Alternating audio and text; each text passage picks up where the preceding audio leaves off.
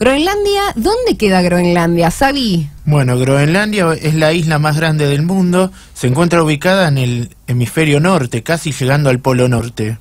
Más del 77% de su superficie está cubierta de hielo. Wow. Es la isla más grande del mundo, como les acabo de decir.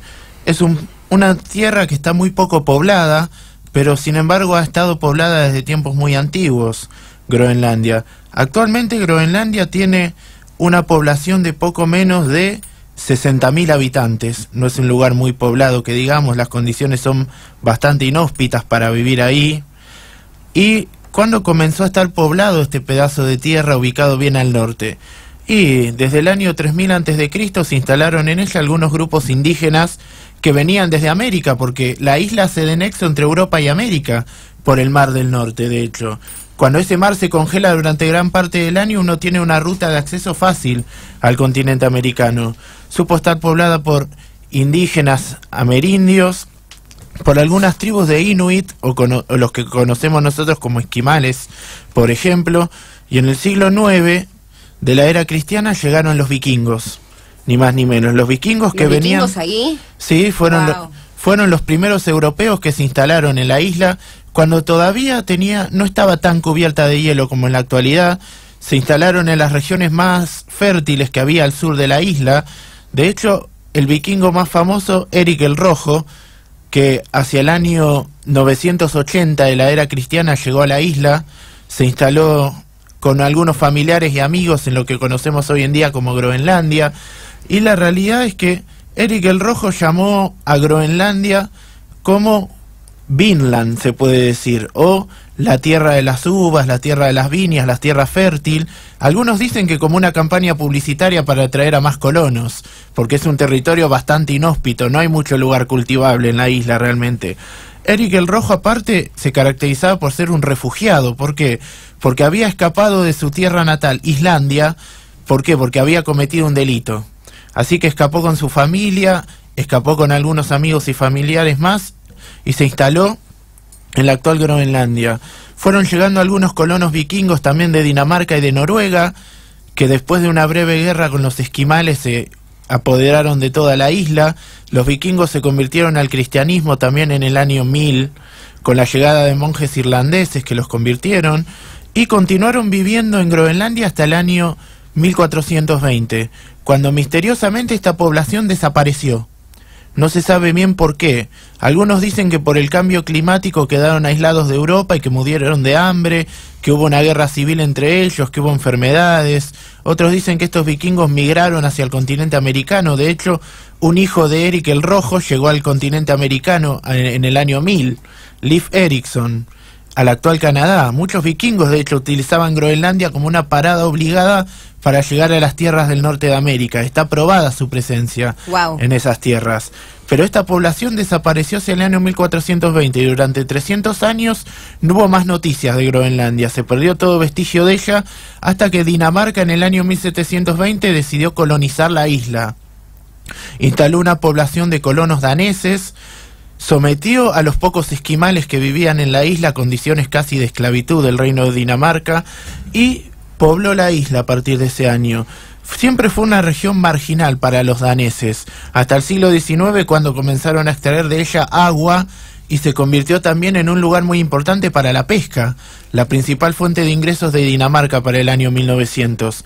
Cuando Dinamarca fue ocupada por los alemanes en la Segunda Guerra Mundial, Estados Unidos y Canadá ocuparon la isla militarmente, y en 1945 el gobierno de Dinamarca, después de ser liberado de la ocupación alemana, acordó otorgarle más autonomía a la isla de Groenlandia, que fue lo que le concedió de hecho en 1979, cuando reformó su constitución y convirtió a Dinamarca convirtió a Groenlandia en una provincia, una región autónoma, se puede decir. En cuanto a su nivel de vida, tienen un nivel de vida bastante importante los habitantes de la isla. Dinamarca ha invertido mucho dinero, la Unión Europea ha invertido mucho dinero en la isla, pero hay un caso curioso. Desde 1985 Groenlandia ya no forma parte de la Unión Europea. ¿Por qué? Fue la primera región en irse de la Unión Europea.